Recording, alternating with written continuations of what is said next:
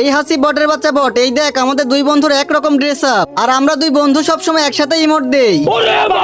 ভাই রে ভাই, এইটা আমি কি দেখতেছি? কেমনে সম্ভব? একদম সেম ড্রেস আপ, একসাথে ইমোট, কেমনে কি? আরে ওইটা তোর বুঝতে হবে না, তুই কালকে আমাকে একা পায়ে ড্রেস কালেকশন ভার্সেসে হারায় দিছিস। আজকে আমরা দুই বন্ধু আইছি তোর সাথে কালেকশন ভার্সেস করার জন্য।